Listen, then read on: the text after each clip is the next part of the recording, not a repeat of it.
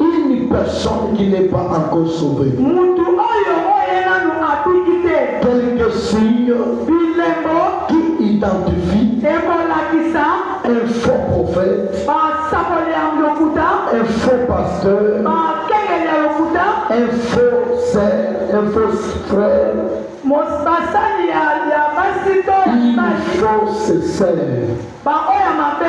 Bien-aimé dans le Seigneur, c'est par l'aide du Saint-Esprit que nous allons voir et que nous allons énumérer.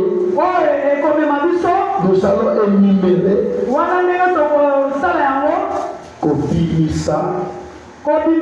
quelques signes qui identifient un faux prophète, un faux pasteur,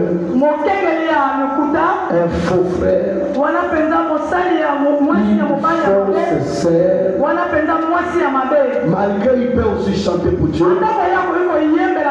malgré il peut aussi prêcher à l'église, malgré il peut aussi prophétiser, malgré il peut faire aussi les protocoles, malgré il peut aussi avoir des visions,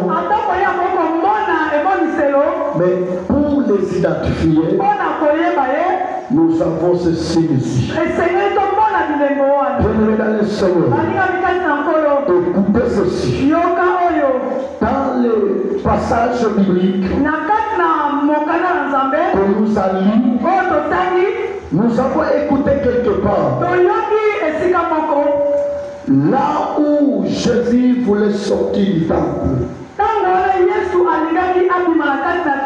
À la sortie du temple,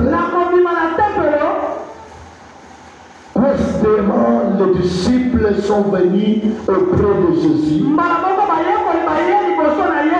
pour venir lui faire remarquer la construction de la tente. Je vais dire ceci, la construction du temple. Jésus sortait dans le temple. Alors les disciples sont approchés de Jésus pour lui faire remarquer la construction du temple. Comment le temple était très bien construit. Comment le temple était fortement construit. Il était fortifié.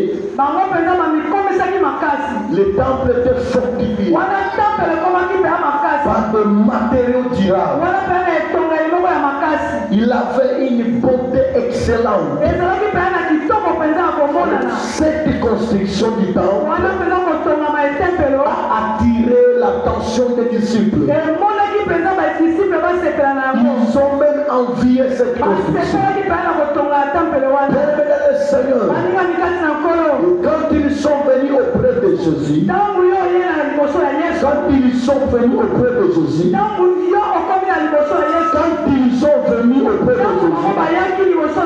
pour lui faire remarquer cette construction, malgré cela, Jésus n'était pas influencé par la construction de la temple, du temple. Mais ça n'a pas influencé Jésus. Malheureusement, cette construction a influencé les disciples, mais ça n'a pas influencé Jésus-Christ. Attention s'il vous plaît. Ne soyez pas comme ces disciples. Ne faites pas comme eux. Ils s'étaient attirés par la construction. Bien-aimés dans le Seigneur, plusieurs enfants de Dieu qui sont souvent attirés par l'apparence des gens. Mais ce matin, j'aimerais te dire, bien-aimé dans le Seigneur, que tu dois faire très attention de ne pas être attiré par l'apparence extérieure. Alléluia. Amen. Malgré les disciples, ils sont explorer cette construction, ils se sont réjouis de la manière que le temple était très bien construit. Mais bien aimé dans le Seigneur, dommage envers Josué, une influence. Alléluia. Amen. Alors quand nous voyons le temple représente le système du monde. Quand nous voyons le temple, ça représente le système des gens. Et quand nous voyons le temple, ça peut aussi représenter la